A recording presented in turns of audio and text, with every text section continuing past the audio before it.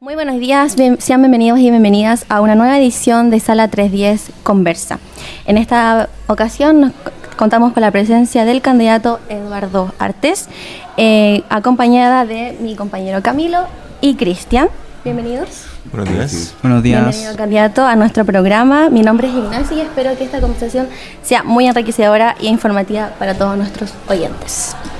Sin más, corresponde presentarlo de manera adecuada. Eduardo Artés Antonio Brichetti, de 74 años, nació en 1951 en El Tambo, al suroeste de Rancagua. Estudió pedagogía en la Universidad Técnica del Estado, actual Universidad de Santiago. A los 15 años comenzó a militar en el Partido Comunista Revolucionario y en 1979 cofundó el Partido Comunista Acción Proletaria. En el año 2005 fue candidato a senador y en el año 2017 corrió por primera vez a las presidenciales. Luego en 2021 y ahora último en el año 2025. ¿Todo bien con esa información o se me queda Todo bien. Todo bien. Dale. Bien, candidato. Sin más dilaciones vamos a conversar con el conversatorio. La idea de hoy es poder conversar algunos temas que marcan la agenda e intereses universitarios y además, por supuesto, de su programa. Vamos a conversar con el primer eje, política juvenil e intereses universitarios. Bien, candidato. En la actualidad, tanto en Chile como en el mundo, el suicidio se encuentra entre las primeras causas de mortalidad entre la población entre 15 a 29 años. ¿Cómo evalúa usted la labor del gobierno actual respecto a salud mental? Bueno, el tema del suicidio es un tema, tiene varios factores, ¿no? No se puede tomar solamente desde un lado.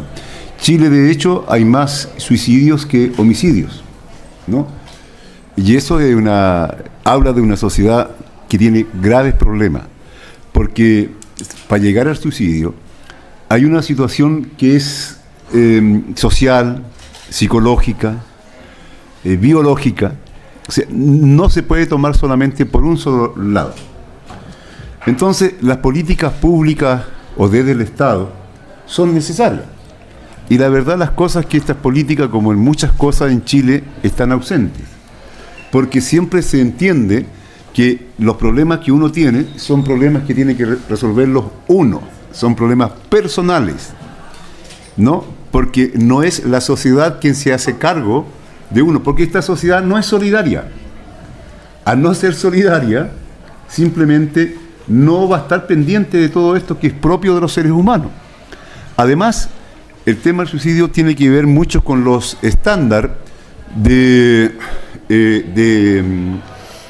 de logros, de éxitos que se plantean, ¿ya? Porque esto es una carrera, ¿no? Están fundamentalmente los jóvenes tratando de alcanzar determinados estereotipos, formas, logros que te dice que hay que alcanzar.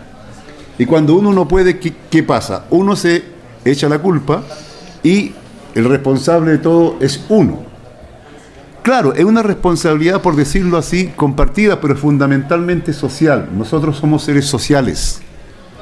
El hecho que estemos comunicándonos, que tengamos lenguaje, habla, ¿no es cierto?, de nuestra condición de dependencias de uno con los otros. Si no tuviéramos lenguaje, no, o sea, los animales que no dependen unos de otros prácticamente no tienen ni siquiera sonidos. ¿Ya? Entonces, claramente, cuando hay un suicidio, es un poco todos quienes nos suicidamos. Eso, ¿no? Entonces, ¿usted evalúa de manera positiva o negativa el rendimiento del gobierno actual? No, yo creo que de este gobierno y de todos los gobiernos neoliberales es negativa. Y al respecto de eso, quiero preguntarle qué medidas concretas propondría usted para fortalecer la prevención al suicidio y garantizar también un acceso real y oportuno a la salud mental. Primero, la vida de nosotros, de los seres humanos, somos seres sociales. Si tú vives desde un punto de vista social y hay un compromiso social y todos nos apañamos unos con otros, indiscutiblemente que eso permite resolver los problemas en gran medida. Siempre va a haber una fracción que va más allá de lo social, que van a haber problemas de otro tipo, ¿no? Pero también es un problema social porque al fin y al cabo es de una atención médica oportuna, ¿no? Con medicamentos, con atención, etcétera, etcétera, ¿no? O sea, socialmente tenemos que estar.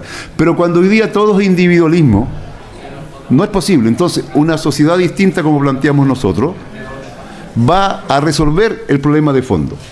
Una sociedad basada nada más que en el individualismo, porque estamos en una sociedad neoliberal y la esencia del neoliberalismo es el individualismo. Primero yo, segundo yo, tercero yo, cuarto yo, y si queda algo, para mí también. Y competir con el otro. Y ojalá hacer sentir mal al otro. Y ver, digamos, con envidia los logros del otro. Eso es lo que nos plantea esta sociedad. Y eso es una barbaridad. Porque cuando otro tiene logros, uno debería sentirse feliz. Y cuando no los logras, uno tendría que ayudarlo a que tenga logros. Candidato, con el escenario laboral complejo para los jóvenes recién egresados, ¿qué medida específica va a proponer para reducir el desempleo juvenil? Bueno, es una barbaridad lo que sucede en nuestra realidad. Ustedes saben que de cada 5 profesionales egresados, 2, estamos hablando de los que encuentran trabajo, porque hay una franja que no encuentra trabajo que es como la mitad. Pero de esa mitad, de cada 5 que encuentran trabajo, 2 es en actividades que no tienen poco o nada que ver con lo que estudiaron, cuyos sueldos incluso no son mayores que si no hubieran estudiado nada. Es decir, esto habla de un sistema educacional que está determinado por el mercado y no por una planificación. La educación siempre debe estar con un plan general de desarrollo del país. Las necesidades que tenemos en el país de periodistas, de médicos, de ingenieros, de arquitectos, etcétera, etcétera, de acuerdo a un plan nacional de desarrollo. Pero si viene de repente y se pone de moda la carrera cuánto o no sé qué, y las universidades abren rápidamente para captar y tener recursos, y hacen que los chiquillos estudien. Han habido casos incluso de algunas carreras que no tenían ningún tipo de ocupación. Por ahí hubo algo de criminología, algo por ahí en la UTEM parece que fue, ¿no? Sí, la tuvieron que cerrar. Y tuvieron que cerrarla porque esa la da investigaciones y exclusivamente es para los que son detectives. O sea, a esa forma de estafa. Hoy día tenemos 1.382.000 estudiantes universitarios en Chile. No es una cuota menor. Si usted pone los que están estudiando cursos de posgrado, magíster, esto y lo otro, podría llegar al 1.500.000. Pero tenemos un país con industrias, con empleos, con posibilidad de absorber todos los que salen. No, porque nosotros, hasta la ropa que tenemos aquí, cada uno de nosotros no está fabricada en Chile. O sea, tenemos un problema gravísimo entre los profesionales que se generan y las posibilidades reales de ocupación. Gracias. Profesor, ¿usted cree que las redes sociales pueden ser un espacio legítimo de debate político o por el contrario estas afectan a la calidad de la democracia? Mira, hay varios aspectos. Yo creo que uno podría decir, y alguna gente creyó en algún momento, que con el desarrollo de las redes sociales se democratizaba la información. ¿Ah? Y la verdad, la práctica pone un poco en duda aquello. Porque también se invierte desde corporaciones, desde grupos. Ahora mismo en la campaña se ha visto que hay, ¿cómo se llama? Grupos organizados, los bots, que le llaman algo por ahí, ¿no? ¿Cómo Bot. se llama? Bots. Bots. Bots. Y bueno, tú lo dices perfecto, yo no. Entonces, bueno, que actúan. Por ejemplo, yo a veces subo un Twitter y inmediatamente empieza a aparecer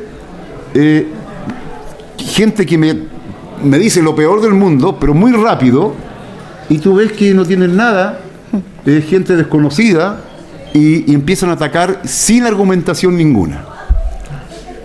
Sin embargo, ayer mismo estuve en un live, creo que se llama, por TikTok. Live, sí. Sí, live. Y estuve, mira, con una cantidad enorme, hubieron más de 6.000 personas en un momento determinado. Fue muy bueno, con preguntas, interactuamos, conversamos.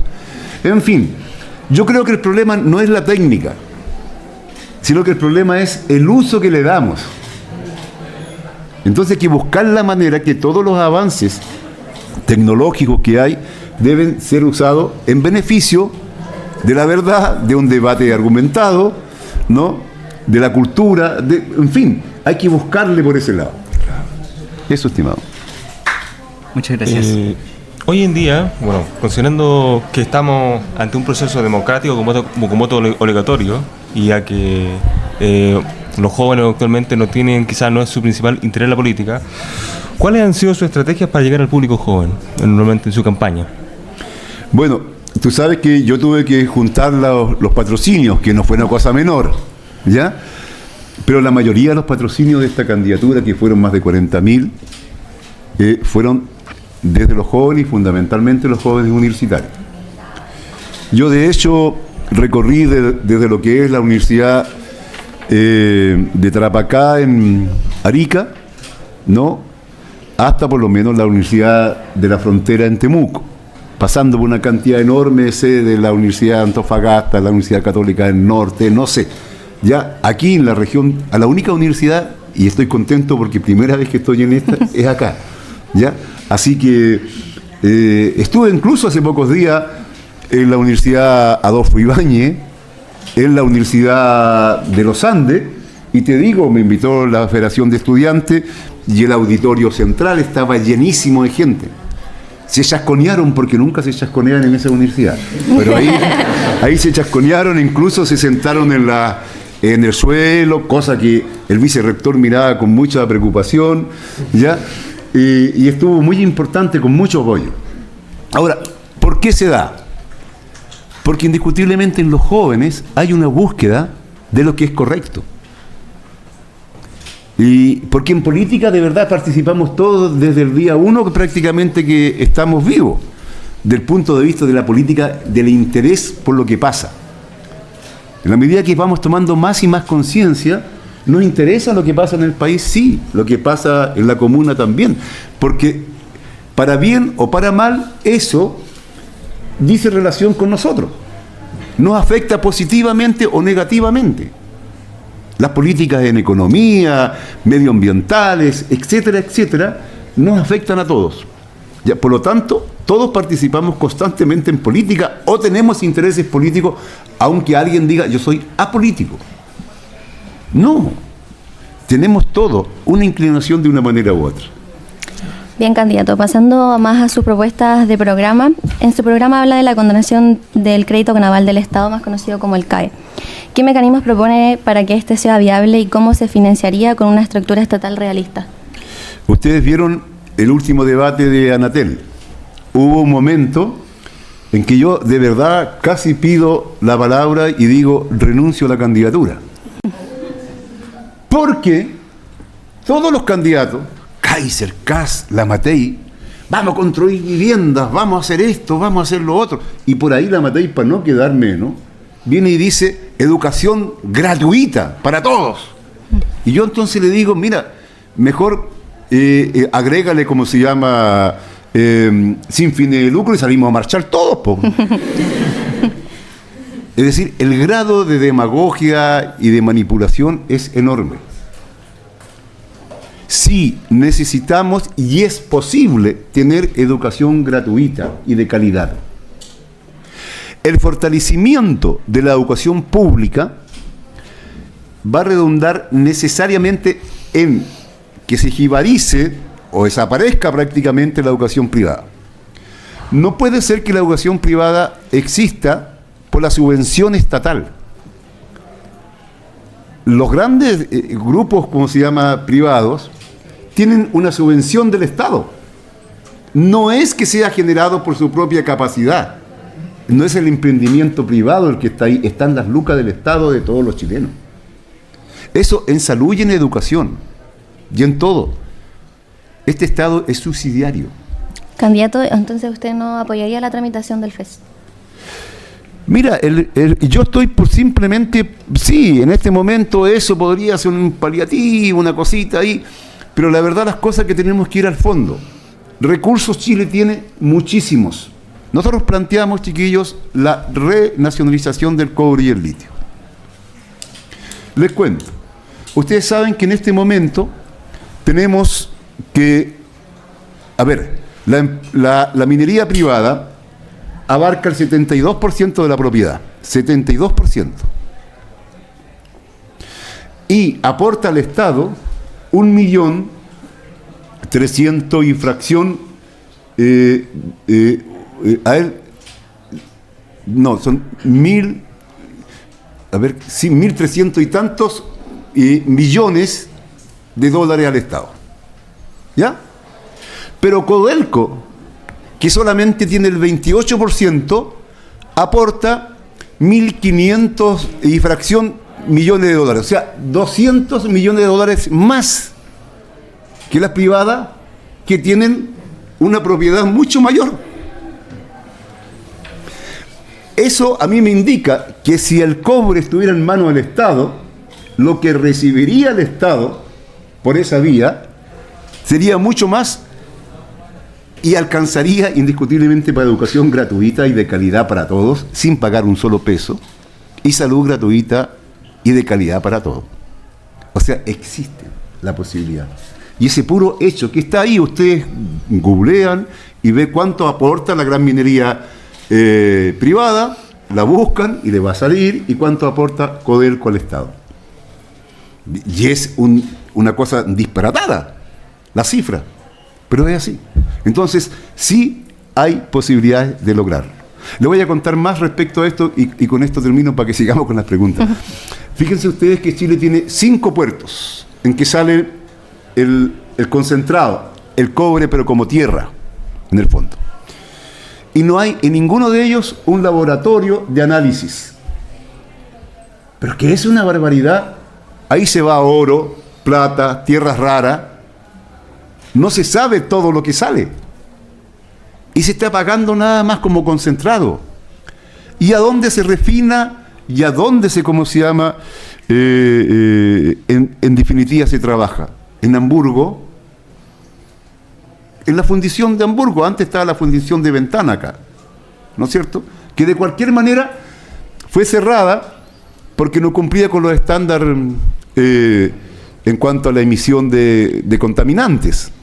Sin embargo, existe la ciencia y la técnica para no emitir nada, porque ustedes comprenderán que si se está fundiendo el cobre chileno en Hamburgo, en Japón y en la República Popular China, al menos sí tengo la seguridad que en Alemania, en Hamburgo, los alemanes no iban a permitir que hubiera contaminación en su ciudad. Eso es así de simple. Entonces, claramente nosotros podríamos tener la fundición acá y vender con un valor agregado y teniendo mucho más recursos lo que es el cobre, entre otras cosas. Y estoy hablando todavía sin nacionalizar, sin que esté todo en manos nuestras. Eso. Usted en su programa plantea la instauración de una asamblea popular que reemplace al Congreso de Chile. ¿Usted cómo garantizaría que este mecanismo sea más representativo y participativo que el actual? ¿Y qué garantías existen para la protección de minorías? Bueno, en toda asamblea hay mayoría y minoría, ¿ya? Y siempre el debate, la discusión, y cuando se vota algo, hay una minoría y una mayoría. No siempre son los mismos los que están en la minoría, ni siempre son los mismos que están en la mayoría. Es una cuestión que es así, porque depende del tema que se está debatiendo, las cosas. Tenemos un parlamento corrupto, pero horrorosamente corrupto. Hay parlamentarios que incluso los empresarios le escribían las leyes. Tenemos parlamentarios que están imputados, tenemos como 13, ¿no? En este momento 14, ya no me acuerdo.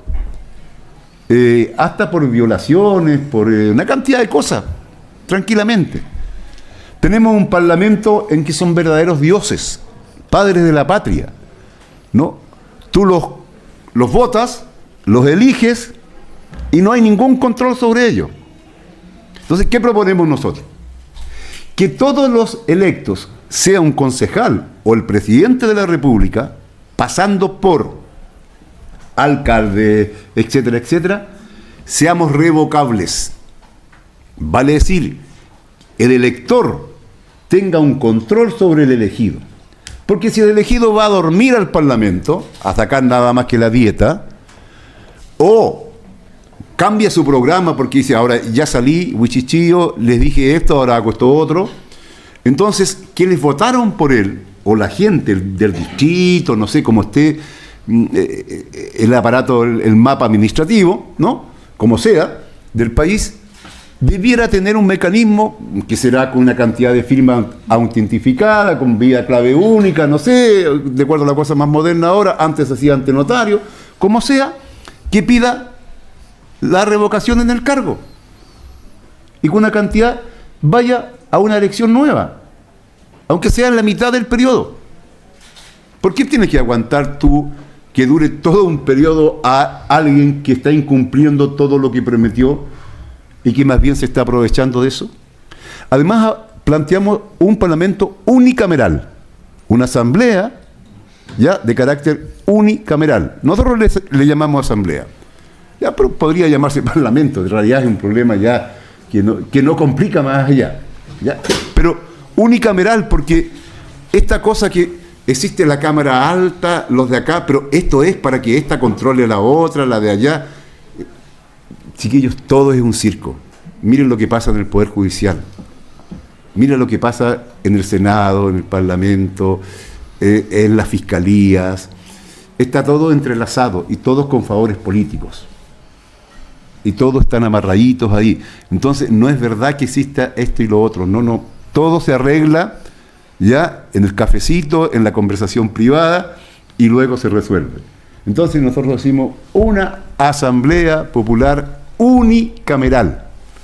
Y las mayorías y las minorías se forman al interior. Pues, si se discute, por ejemplo, una ley medioambiental, a lo mejor va a haber una cantidad de gente que va a estar a favor de esa ley, otros en contra. Pero quienes integran eso pueden rotar, ¿eh? No necesariamente están siempre los mismos. Eso. En su programa usted plantea que respecto a oposiciones o, por ejemplo, disidentes, dice que, por ejemplo, deben ser decididamente enfrentados quienes realicen de forma directa o solapada un boicot económico o político. ¿Podría aclarar qué entiende exactamente por boicot político? Mira, nosotros aquí hubo un golpe de Estado en 1973, todos sabemos, ¿no? Pero previamente a eso hubo un boicot político organizado, incluso organizado por agencias de inteligencia extranjera, por la CIA. Está desclasificado por lo demás. Kissinger dijo que había que hacer gritar a la economía chilena. ¿No? Ahí, tranquilamente. Había que quitarle la sal y el agua, cosa que se caiga el gobierno. No importa que la gente pase hambre, pase lo que pase, pero había que hacerlo reventar. Y se intervino, ojo, ustedes son periodistas, en cantidades de medios de comunicación.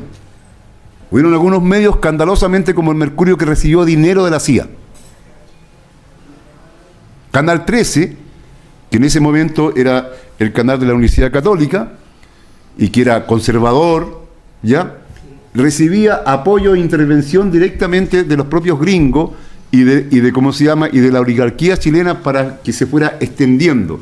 Y yo me acuerdo, porque yo ya tengo mi año, yo viví ese periodo, entonces salía un angelito en la pantalla y decía, tenemos que llegar a todo Chile. Y era una intervención directa. Entonces, políticamente nadie debe ser reprimido, ni mucho menos, por sus opiniones, por su organización, pero si comete delitos. Porque hubo un paro en un momento de camioneros en Chile. Vilarín era, como se llama, el dirigente de ellos. Y se le pagaba a los camioneros el día completo para que no estuvieran trabajando en dólares, que venía directamente de Estados Unidos. Entonces, esos dirigentes políticos y todo eso estaban vendidos a una potencia extranjera. Ese es un delito de marca mayor. Entonces, claramente tú no puedes permitir eso. Claro. Menos aún los actos de terrorismo. Por ejemplo, en el tiempo de Allende mataron al general Snyder, lo asesinaron, volaban puentes, etcétera, etcétera, para crear las condiciones para que viniera el golpe. Ese era terrorismo puro y duro. Puro y duro.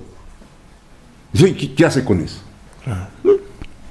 Eso. Claro, entonces ese es que, bueno, esa era la cuestión de como definir un poco más de lo que es el boicot político, porque, por ejemplo, muchos pueden decir que boicot político podría ser, por ejemplo, lo que ocurrió hace unos años con el TPP-11, cuando se llamó, por ejemplo, a cancelar ese tipo de acuerdos, por ejemplo. Sí, pero es una movilización y una opinión justa de todos los que estábamos contra el TPP-11. Claro. Ya, pero eso no es terrorismo, ni obedecía a dinero extranjero, todo lo contrario, el TPP-11 significaba favorecer un desarrollo propio, no depender de una reglamentación extranjera que te limita y que te sancione si tú te sales de determinados acuerdos. ¿Ya? O sea, el estar en el TPP-11 le favorecía a potencias extranjeras y no a nosotros. Claro. ¿Tienes que? Entonces, solamente relacionado con terrorismo sería, ¿no? Sí, o sea, tú tienes que, por ejemplo, a ver, ¿tú puedes detener a alguien por sus opiniones? No. Tú lo que vas a calificar y siempre debes calificar son las acciones.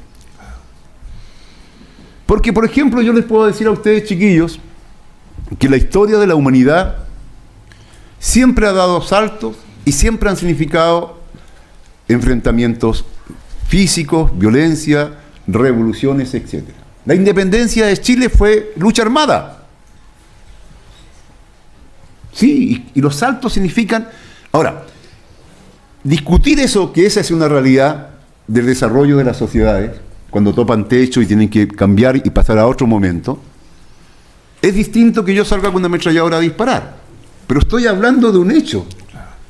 ¿Te fijas? Yo no puedo ser detenido por mis opiniones. Por supuesto. ¿Te fijas? Y menos aún por el estudio que tú hagas de un punto de vista de la sociología, etcétera, etcétera. Sería una barbaridad. Candidato, cambiando un poco más de tema, en su programa usted plantea que ante el dilema entre industrializar el país o priorizar la remediación ecológica, su gobierno optaría por la industrialización. Considerando la crisis climática y la preocupación ambiental que tienen las nuevas generaciones, ¿cómo respondería a quienes ven esa postura una contradicción con la necesidad de un desarrollo sustentable? Mira, nosotros, a ver, lo voy a poner de esta otra manera. Yo soy marxista. Está clarito, ¿no? Yo creo que para nadie eso es un misterio. ¿Ya? Carlos Marx decía, desde su inicio, que el capitalismo destruye las dos fuentes de la riqueza: al trabajador y a la naturaleza. En ese tiempo no se hablaba de medio ambiente, se usaba el término naturaleza. El otro padre del socialismo científico, que se llama Federico Engels, dice que lo que se le hace a la naturaleza, en definitiva, se le hace al ser humano. ¿Te fijas? Ahora, todo nuestra existencia en forma civilizada, desde los primeros tiempos, significa intervenir en la naturaleza. En cualquier caso, de los tiempos más primitivos. Construyes una casa, estás interviniendo. Construyes un puente, estás interviniendo. Y la naturaleza es un organismo vivo que está en constante transformación. Pero cuidar la calidad de la naturaleza es una condición para tener una buena vida los seres humanos. Nosotros tenemos que tener riquezas en el país, pero hoy día estamos en condiciones, dado el avance de la técnica y la ciencia, de no solamente no dañar el medio ambiente, sino que incluso rectificar los errores cometidos. Por ejemplo, los chinos han convertido el desierto de Gobi, prácticamente una parte importante de ese desierto, en un vergel. Y han aparecido especies, ¿cómo se llama?, vegetales, mariposas, pajaritos, mamíferos, que se creían que estaban extintos. Porque se crearon las condiciones, ¿ya? Se replantó, qué sé yo, con un trabajo enorme, pero con la ciencia y la técnica hoy día se puede. Tú puedes recrear humedales. Hay que rectificar el daño que se ha hecho. Es decir, entonces tenemos una contradicción entre el desarrollo, ¿no es cierto?, y el medio ambiente. Pero tenemos que siempre buscarlo a favor nuestro. Por ejemplo, es posible que la explotación minera deje a los pueblos y a las comunidades sin agua, porque ocupan el agua de las comunidades. No, tenemos que desarrollar la minería, claro, porque si no, no estaríamos hablando. Esto es de metal. Y necesitamos el metal. Pero no tenemos que dañar a la comunidad. ¿Te fijas? Eso es. Entonces, claro, para nosotros es una contradicción muy fuerte en el caso de Chile, porque tenemos que lograr desarrollo, pero al mismo tiempo cuidar el medio ambiente. Y con esto termino. El capitalismo es depredador y lo único que le importa es la ganancia. Importa re poquito, sí o no, tú haces daño al medio ambiente, porque los dueños de las grandes empresas ni siquiera viven ahí, vivirán en Londres, Nueva York, París, no sé. Eso. Pasemos a hablar de medios. Usted ha planteado que hay una necesidad de democratizar los medios y reducir la concentración mediática en Chile. ¿Podría explicarnos de forma concreta cómo llevaría a cabo esta transformación? Sí, los medios están absolutamente concentrados, ¿ya? Y actúan en una forma hegemónica y en una única dirección de pensamiento. Si ustedes han visto los debates, se han dado cuenta que es así. En bandeja le dan a unos candidatos hasta la respuesta, y a otros nos tratan de criminalizar, en mi caso al menos, en forma particular, criminalizar todo lo que uno dice, deformar lo que uno dice. ¿Ya? Y eso es porque los medios, ¿no?, tienen dueño, y esos dueños tienen intereses políticos profundos. Y pasa lo que nosotros observamos. Que cuando vino la vuelta a la democracia en Chile, una de las cuestiones terribles que pasó fue que quienes administraron esa vuelta le quedó cómodo destruir todo lo que se había logrado en medios de resistencia a la dictadura. Se cerró Diario La Época, la revista Análisis, Cauce, APSI, Mensaje, etcétera, y un montón de radio. ¿No es cierto? ¿Y con qué se quedó? Con la cadena de Copesa, o sea, la tercera, con la cadena del Mercurio, que es EMOL, y con monopolios en las grandes medios de televisión. Y le quedó cómodo porque todos estaban de acuerdo en reproducir la forma de pensar neoliberal. Entonces, tenemos que democratizarlo en propiedad y en ejercicio de la profesión. Y de manera tal que incluso los periodistas y todos los trabajadores de la comunicación tengan, sin ningún temor, la posibilidad de plantear sus puntos de vista y no obedecer solamente a una única y monopólica línea editorial. Candidato, llegamos al cierre. ¿Ya? ¿Qué mensaje le entregaría a los jóvenes para que se motiven a votar, e informarse y participar de este proceso democrático? Bueno, lo que le diría, chiquillos, que estamos en un momento muy crucial, no solamente en Chile, sino que en el mundo. Las contradicciones avanzan a nivel internacional y nacional en forma brutal. Estamos entrando a una guerra mundial. Yo creo que ya estamos en ella de carácter híbrida, es decir, con sanciones económicas, aranceles, algunas son ya guerras calientes, lo que pasa en Ucrania, lo que pasa en Gaza, que lo de Gaza es una barbaridad, es una masacre. No, en fin, estamos frente a todo eso. Y con amenaza de invadir a Nigeria, Estados Unidos, ahora que quiere invadir Venezuela, no, que quiere que Canadá sea un parte de ello, no, Panamá también, no sé, una cantidad de cosas. El imperialismo norteamericano está en decadencia. Europa occidental está acercándose a los países del tercer mundo, en decadencia. Hay un mundo que emerge con mucha fuerza, que son los países que son miembros de los BRIC. Fundamentalmente la Federación Rusa, República Popular China, India, Arabia Saudita, Sudáfrica, más como 40 países más que ya integran, digamos, los BRIC. O sea, las 3/4 partes de la humanidad ya son más parte de los BRIC. Estados Unidos y Europa Occidental no se va a retirar del escenario de la historia por su propia voluntad. Hasta el día de hoy conocemos siempre que los imperios mueren matando. Entonces, ¿qué tenemos que hacer nosotros los jóvenes? Ustedes, nosotros los jóvenes, yo me incluyo. Sí, claro, porque el pensamiento siempre es joven. Nada, ya, lo demás no importa. tenemos que interesarnos, pues, participar.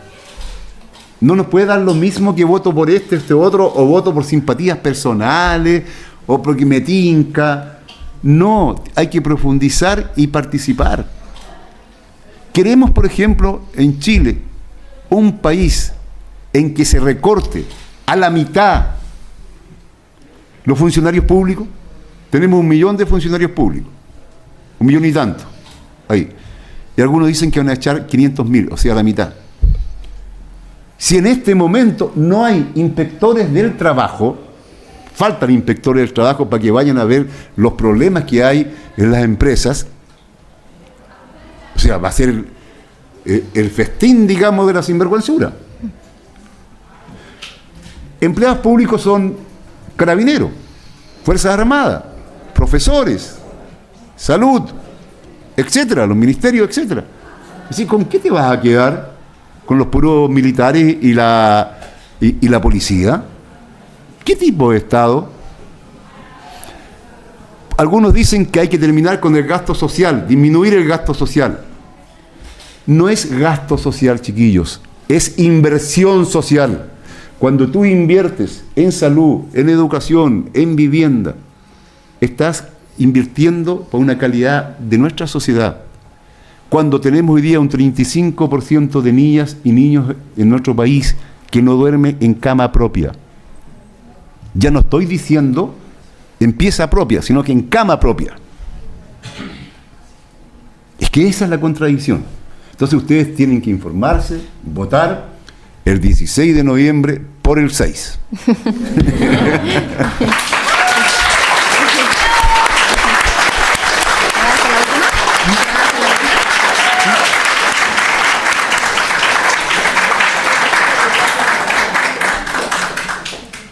Si alguien quiere hacerle una pregunta abierta al candidato. Quiero saber qué opinas vos, Sí, dale. y qué recomiendas también para fomentar la participación estudiantil, porque nosotros estamos en periodo de elecciones de centro estudiantil y no se postuló ninguna lista. Pésimo. Yo creo que hay que... Mira, si no nos organizamos y no damos opinión organizada y argumentada y no tenemos propuesta y no luchamos por la propuesta, no vamos a resolver ninguno de los problemas, aunque uno discuta en un rincón por ahí. Entonces, mi llamado es que se organicen. La calidad de una universidad, la palabra universidad, dice relación con lo que es el conocimiento, la participación, que se involucren. No tener miedo a la organización. Si ustedes no se organizan, ¿quién diablos se organiza? Si no tienen sueños ustedes, jóvenes, ¿quién tiene sueños? Por ejemplo, los mayores están todos comprometidos, que tienen que pagar no sé qué, que esto, que lo otro, está el día entero lleno de temas en la cabeza. Ellos ya, algunos van perdiendo los sueños de cambiar las cosas, de una vida mejor desde un punto de vista social. Solamente están dedicados a su sueño individual. Pero ustedes tienen que tener eso. Todas las revoluciones, todos los cambios en el mundo, todas las transformaciones, la independencia de este país, todo dice relación con la participación de la juventud. Si los jóvenes no participan, no hay cambio. Así que nada, yo creo que hay que buscar cómo incentivamos. Pues yo creo que se van a incentivar cada día más. Yo estaba, como te digo, en distintos lados y ha sido extraordinario. Por ejemplo, estuve 2 días atrás, parece sí, en la Universidad de Valparaíso, pero en Santiago. Hay una universidad que se llama así, y la sede está ahí en Gran Avenida.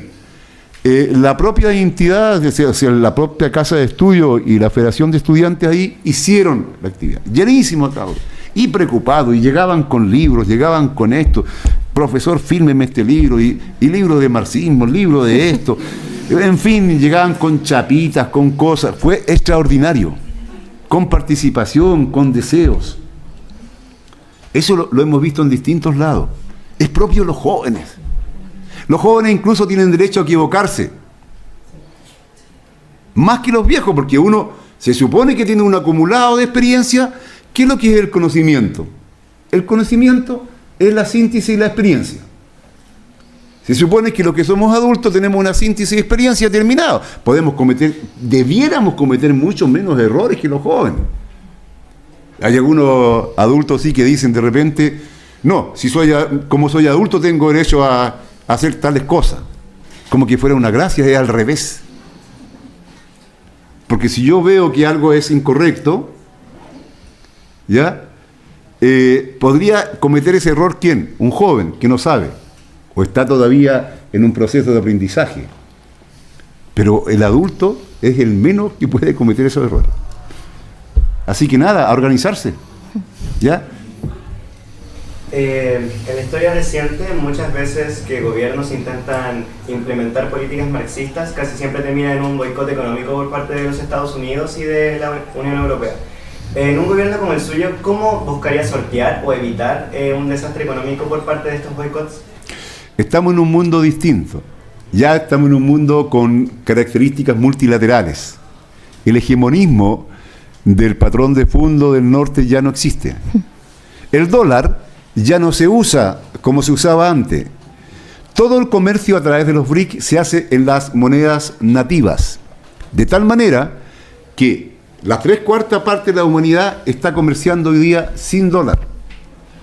Por ejemplo, los hindúes en rupia, los rusos en rublo, los chinos en yuan, y así sucesivamente. Esa es una crisis que tiene Estados Unidos que no puede parar. Porque lo que ha tenido siempre Estados Unidos como una moneda para joderte es el dólar. Con eso, pero tú cuando sacas de circulación el dólar, ya no tiene el poder de sancionarte más allá y más acá. Lo otro, las necesidades de que tiene el mundo de nuestros productos, es total. Nosotros no necesitamos poner un cartel que diga, tenemos cobre. ¿Por qué? Porque tenemos 45% de la reserva de cobre mundial.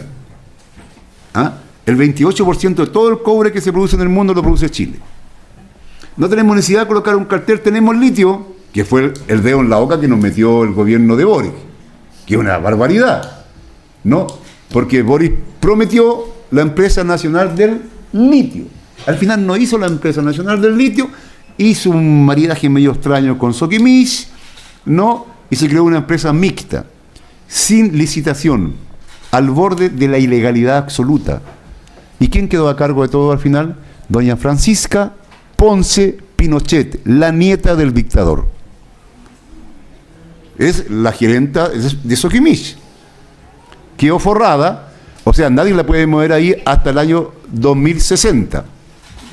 ¿Ya? Y queda entonces, más o menos, yo creo que por ahí, hasta 400 años la familia Pinochet con el puro litio quedó salvada. Con este gobierno. Pero tenemos donde vender. Mercado hindú, chino, Sudáfrica. Además que Estados Unidos nos compra re poquito de lo que producimos. Si Estados Unidos podría dejar de comprarnos el 15% del cobre, porque ese 15% que nos compra Estados Unidos lo vendemos en otro lado. No tenemos ya ese temor, ¿no?, de que nos cierren la llave. Eso. Muchas gracias, candidato, por su tiempo y disposición, por haber venido a conversar con todos nosotros. No, la gracia es a ustedes. Les deseo lo mejor en lo académico, chiquillos, en lo personal, en los amores, en todo. ¿Ya? Pero al mismo tiempo, siempre tengan una preocupación social. Somos seres sociales. No vivimos solamente en un metro cuadrado. Desgraciadamente, hay una forma de pensar hegemónica que dice que vivimos en un metro cuadrado. No, tenemos opinión, tenemos que interesarnos. Muchas gracias, muchas gracias.